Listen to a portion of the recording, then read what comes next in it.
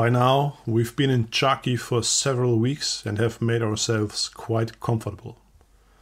The regiments have been pulled closer together. Also, troop units without vehicles are being flown in. Around Kharkiv, the situation is becoming diffuse. The infantry is bearing the brunt of the fighting, which is going back and forth. An advance here, defense there, battles over small hills, all in order to gain better starting positions for the spring and offensive operations. But it is indeed tolerable here, it's warm and food is good. Due to the shortage of road-worthy tanks, we are being deployed on demand to different sectors of the front. Militarily and strategically, here in Kharkiv, one has a good overview over the frontline sectors and the problems which need to be dealt with on a daily basis. The Russians want to capture the city by all means. That's also the reason why troops have been concentrated here massively. As long as winter persists and the roadways are frozen, transport of men and material is unproblematic. As soon as it gets warmer and the roads thaw out, however, everything will go under in a muddy desert. The city is still showing strong signs of the fighting in October of last year.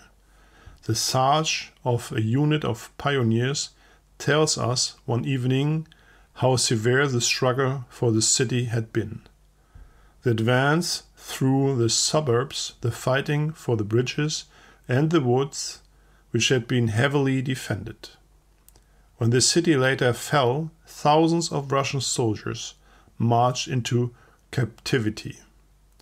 The city then became a key point of the further operations for Army Group South. The priorities are clear, and if the pressure is already so massive now, this could turn into a delightful little dance. Finally, after quite some time, I'm meeting my old commander again.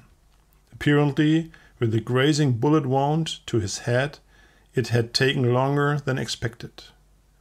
But now he is completely fit for the frontline duty again. We talk for a long time and bring back many old stories. He had been in several military hospitals and had to talk to many doctors in order to lend some urgency to his desire to be allowed back to the front. So apparently, it is not that easy to get back into the regiment after an injury. Hidden underneath his beret, but well visible among the hair, is a massive scar, since part of the skull bones had been destroyed as well. But somehow the doctors managed to patch him back together, and according to his own statement, he had no restrictions. He's supposed to take over a tank again soon, and I'm hoping that I can join there too. Nevertheless, I can sense that something has changed. Severe injuries tug on one's nerves and spirit. Even if the latter is the same, the eyes are more thoughtful than before. The euphoria of the initial days of the Russian campaign is gone. The next day, I head right over to a regimental staff and visit my old buddy, Corporal Lonat, with whom I had made the slate rides.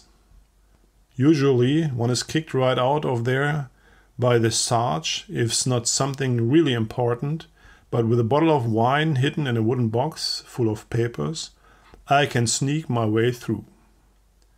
Inside the regimental office, the captain is suddenly standing in the room. I jump to attention. He looks at me through and through, as he'd have to gather himself. Then a smile goes across his face. Short and sweet, he remarks, "The daring ride in the captured tank. A terrific feat." I am still at attention and waiting for what might happen. Then comes a short and stout "at ease" from the rough and weathered face of the officer. A few seconds go by until the captain asks me why I was here. Quickly I tell him that Master Sergeant Hansen was back and I would very much like to be part of his crew again. He deliberates briefly and turns away. As he's leaving the room, he simply remarks, "We will see." Well, that could mean anything. In the evening, we empty the bottle of wine and Leonard tells me, slightly inebriated, that for a roll call the next morning I should probably spiff up my uniform. One could never know.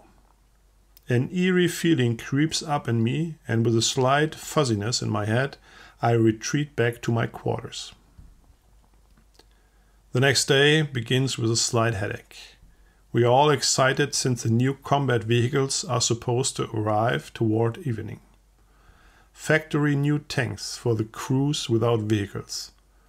But first we line up, and the regimental commander takes the unit's roll call. The weather is good to us today. It's cold but a little wind and sunny. The commander reflects on the past months since the beginning of the year and also mentions our assault with the T-34s. For the finish, there's always something from the cornucopia of the division. So indeed my name is also called up.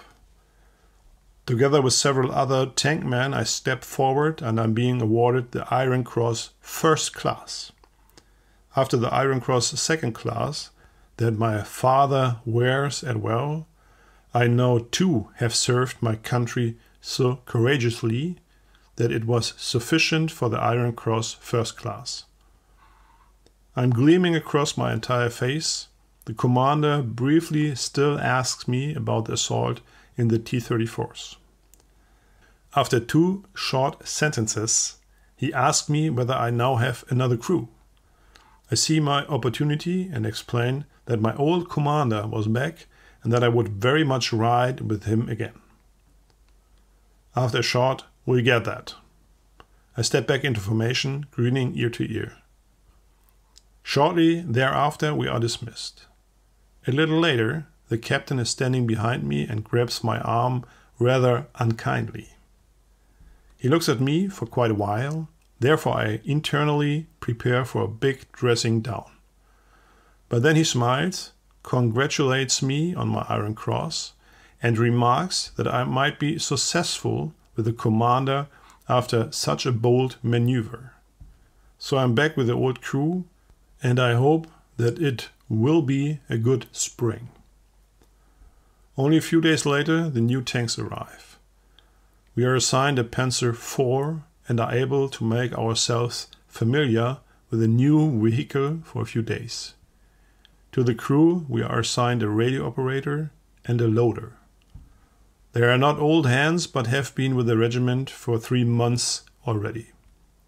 They've also got a few missions under their belts, and the high level of training of our tank men shows again and again during our exercises. The driver is still missing. He is still supposed to be in a military hospital and recovering from his wounds. So soon we will be complete. Our unit is almost back to nominal strength. In retrospect, however, many familiar faces have disappeared, partially fallen, partially so gravely injured that they won't be able to return to the front. It affects the regiment especially deeply when proven leaders fall. The operational experience cannot be made up so quickly. Sometimes I wonder how many tanks and how much human supply the Russian has at his disposal. We've already made hundreds of thousands of prisoners and so much material destroyed or captured. There can't be much more. But over and over, the Russians are pushing against our lines and getting a bloody nose. Frontline advances are reclaimed and key positions retaken by brute force. Here in Kharkiv, there's really a lot going on. Ceaselessly, the Air Force appears dropping bombs on the Russians, and the artillery is shooting at predetermined sectors in order to destroy Russian staging areas. So many dead everywhere around Kharkiv, covered by the snow and frozen solid. when it thaws it will be an endless stench. I don't want to imagine it. How much longer will we be able to prevail against the Russian beer? I don't want to have such thoughts. But here and there one may ask oneself this question. Finally, we are able to lead our new tank, which we name Isolde, into combat.